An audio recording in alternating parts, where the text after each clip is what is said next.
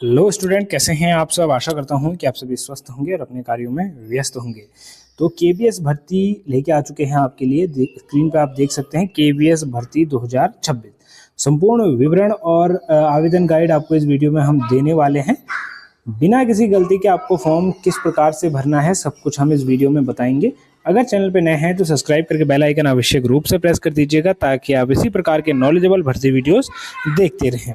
तो चलिए वीडियो को शुरू करते हैं बिना किसी देरी। तो आज की इस प्रस्तुति में हम जो चीज़ें कवर करेंगे, मुख्य बिंदु, वो हम सबसे पहले आपको बताते हैं। सबसे पहले हम कवर करेंगे पदों का विवरण, यानी कि पीआरटी, टीजीटी, पीजीटी और अन्य पद, कौन कौन से पद रहने वाले हैं उन सबको हम कवर करेंगे। उसके बाद हम कवर करेंगे महत्वपूर्ण तिथियों को, यानी कि आवेदन तिथि, परीक्षा का समय, सारी चीज़ें हम आपको बताएंगे। उसके बाद है आवेदन प्रक्रिया, यानी कि वेबसाइट और स्टेप बाय स्टेप गाइड आपको देंगे कि किस प्रकार से आपको आवेदन करना है। सारी चीज़ें आपको बताएंगे इस वीडियो में, ठीक है। तो रिक्तियों का विवरण आप देख लीजिएगा कि रिक्तियों का विवरण सबसे पहले जानेंगे किस किस चीज़ में कितनी वैकेंसीज हैं। तो आप यहाँ पे देख सकते हैं, सबसे पहले है पीआरटी, प्राइमरी टीचर। तो प्राइमरी टीचर की अनुमानित रिक्तियाँ यहाँ पर आप देख सकते हैं कि 5500 प्लस रिक्तियाँ यहाँ पे रहने वाली हैं। और स्तर की बात करें तो कक्षा 1 से कक्षा 5 तक के लिए ये रहने वाली है, ठीक है। उसके बाद है टीजीटी, यानी कि ट्रेन ग्रेजुएट टीचर। लगभग 3800 के करीब इसमें पोस्ट अनुमानित हैं और लेवल स्तर ये 6 से लेकर 10 तक के स्टूडेंट को पढ़ा पाएंगे, ठीक है। उसके बाद आते हैं पीजीटी, यानी कि पोस्ट ग्रेजुएट टीचर। इसमें लगभग 2400 पद आपके रहने वाले हैं और जो कि कक्षा 11वीं और 12वीं के स्टूडेंट्स को पढ़ाने के लिए मान्य है, ठीक है।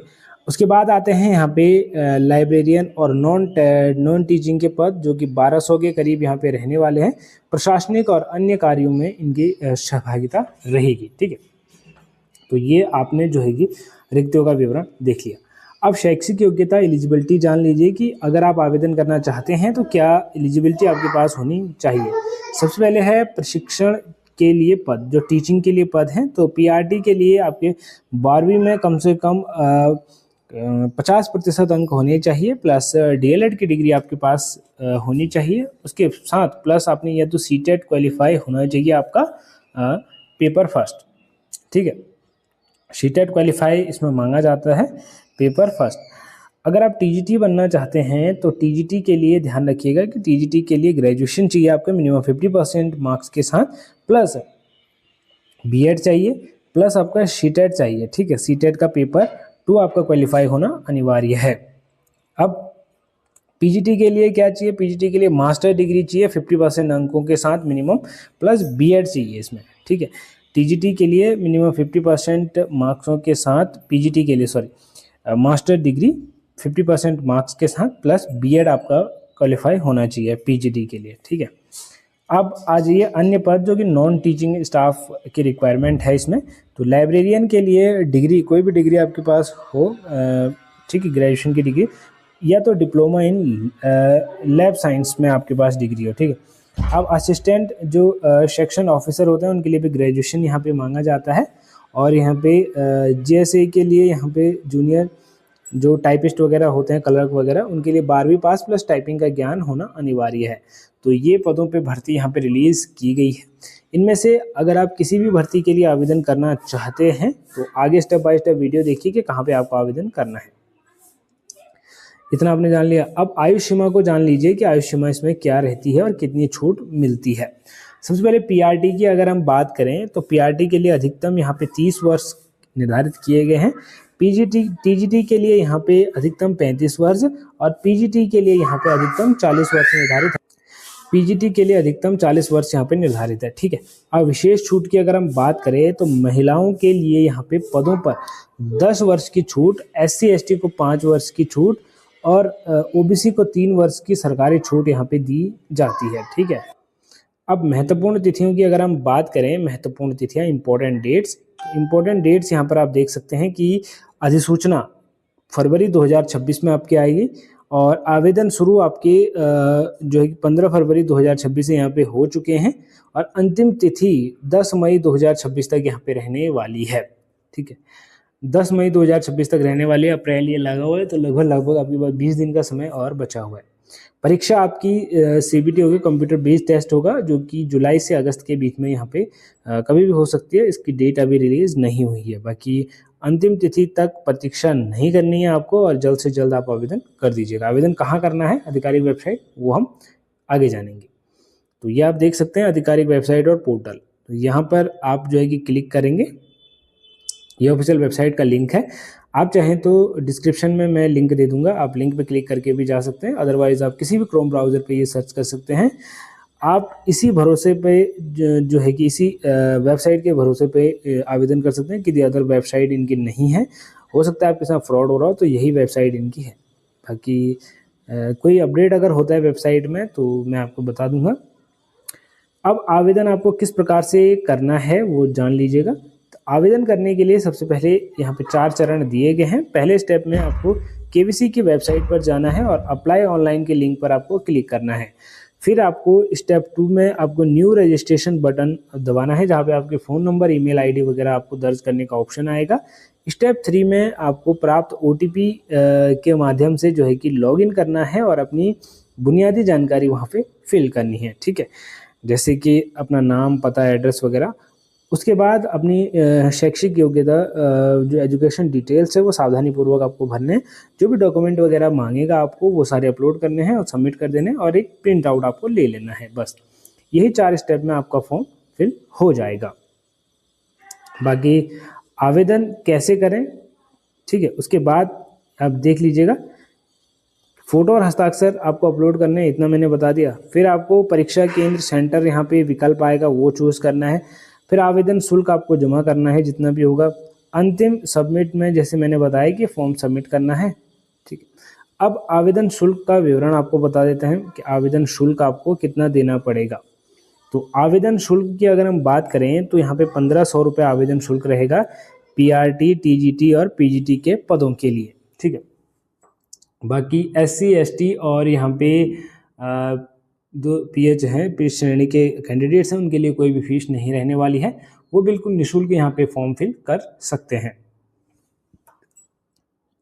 अब आपको सावधानी क्या बरतनी है कि शुल्क केवल ऑनलाइन या नेट बैंकिंग, डेबिट कार्ड से ही स्वीकार किया जाता है। ठीक है, किसी को आपको कैश पेमेंट करने की कोई ज़रूरत नहीं है और जेन्युइन वेबसाइट पे ही आप पेमेंट करिएगा। अब है चयन प्रक्रिया। तो यहाँ पे सिलेक्शन प्रोसीजर आप देख सकते हैं कि लिखित यहाँ पे परीक्षा, कंप्यूटर आधारित CBT टेस्ट यहाँ पे होता है। उसके बाद डेमो क्लास, प्रशिक्षण कौशल का प्रदर्शन आपका किया जाता है। एंड देन फिर आपका जो इंटरव्यू होता है, आपका व्यक्तित्व और ज्ञान की परख यहाँ पे की जाती है।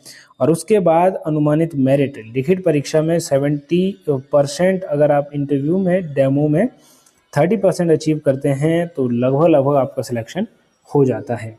ठीक है, तो ये यहाँ पे दिया गया है। बाकी वेतन और अन्य लाभों को भी आप देख लीजिएगा, जो कि बहुत ही इंपॉर्टेंट रहने वाले हैं। स्वाभाविक है कि अगर आप किसी पद के प्रति अगर वेतन वगैरह की जानकारी आपको हो तो स्वभाव है कि आपका जो है कि लगाव उसके प्रति बढ़ेगा।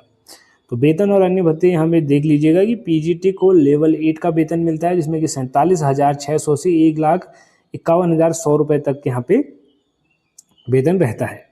बाकी TGT की अगर हम बात करें, लेवल 7 की यहाँ पे जॉब रहती है 44,900 से 1,42,400 रुपये तक आपका यहाँ पे रहता है। और PRT की अगर हम बात करें लेवल 6 की 35,400 से 1,12,400 तक यहाँ पे वेतनमान रहता है। बाकी अतिरिक्त लाभ भी आपको मिलते हैं, जिसमें कि DA हो गया, महंगाई भत्ता हो गया, HRA हो गया और अन्य चिकित्सा सुविधाएं भी आपको दी जाती हैं। इसमें अन्य चिकित्सा सुविधाएं भी आपको मिलती हैं। अब जरूरी दस्तावेज जान लीजिए कि जरूरी दस्तावेज कौन कौन से रहते हैं। ठीक, अब आप सोचेंगे कि सर आप तो सैलरी कम बता रहे हैं, तो ये बेसिक सैलरी मैं आपको बता रहा हूँ एट द स्टार्टिंग। ठीक है, बाकी इसमें ये HRA वगैरह भी जुड़ता है। अभी ये 47,000 बता रहा हूँ ना, तो करीब सब कुछ मिला मिलू के लगभग 80,000 रुपये तक तो आपको मिलेंगे ही मिलेंगे। मैं बता रहा हूँ 80,000 ज्वाइनिंग के 1-2 महीने बाद तक। ठीक है, अब है आवेदन की जरूरी दस्तावेजों की सूची। कौन कौन से डॉक्यूमेंट्स आपको चाहिए, सबसे पहले देख लीजिएगा। सबसे पहले 10वीं 12वीं की मार्कशीट आपको रेडी रखनी है ना। आधार कार्ड, 10वीं 12वीं की मार्कशीट, जितने भी आपके डॉक्यूमेंट है सभी में आपका एक नाम और फादर नेम वगैरह में कोई दिक्कत नहीं होनी चाहिए। अगर दिक्कत है तो उसे अभी ठीक करवा लीजिएगा, क्योंकि बाद में वो आपको प्रॉब्लम फेस करनी पड़ेगी। और डिग्री जैसे बीएड हो गया, डीएलएड हो गया, सारी डिग्रियां आपको चाहिए। बाकी सीटेट का सर्टिफिकेट और स्कोर कार्ड, आधार कार्ड, पहचान पत्र, ठीक है। जाति प्रमाण पत्र यदि लागू हो तो, है ना। उसके बाद है कि हालिया पासपोर्ट साइज़ फ़ोटो, अभी की करंट की आपको पासपोर्ट साइज़ फ़ोटो चाहिए होंगी। बाकी यहाँ पे स्कैन की हुई हस्ताक्षर साइन किए हुए चाहिए होंगे, और मोबाइल नंबर, ईमेल आईडी जो कि चालू कंडीशन में होने चाहिए, तो ये आपको चाहिए होंगे, ठीक है। अब फॉर्म भरते समय क्या क्या सावधानियां आपको देनी है। सबसे पहले नाम में कोई गलती नहीं करनी है। अपने नाम की स्पेलिंग आपको 10वीं की मार्कशीट के अनुसार ही भरनी है, ठीक। अब गलत category, OBC, SC, ST category में भरते समय सर्टिफिकेट की वैधता जरूर चेक कर लें, अदरवाइज अगर वैधता खत्म है तो आपका फॉर्म रिजेक्ट किया जा सकता है। पासपोर्ट साइज़ फ़ोटो, फ़ोटो कभी भी धुंधली नहीं आनी चाहिए, गलत साइज़ के कारण फ़ोटो रिजेक्ट हो जाती है। साइज़ भी उसमें प्रॉपर मैच करना चाहिए। अब सीटेट की डेट आप देख लीजिएगा, अपना रोल नंबर और यहाँ पे पासिंग ईयर दोबारा जांच कर लें, क्योंकि गलत डालने पर आपका फॉर्म रिजेक्ट किया जा सकता है, क्योंकि वहाँ पे मैच किया जाता है। तो ये थी स्टूडेंट इस भर्ती की, केवीएस भर्ती की पूरी जानकारी। अगर किसी प्रकार का कोई डाउट आपके मन में है, कोई सवाल है, तो आप बेझिझक मुझे कमेंट बॉक्स में पूछ सकते हैं। बाकी आपकी तैयारी ही आपकी सफलता की कुंजी है, इस बात को आपको ध्यान में रखना है। मिलते हैं अगली वीडियो में, तब तक के लिए बाय बाय, टेक केयर। भविष्य के लिए आपको बहुत बहुत शुभकामनाएं। आप भविष्य के एक भावी शिक्षक हैं। तब तक के लिए बाय बाय, टेक केयर।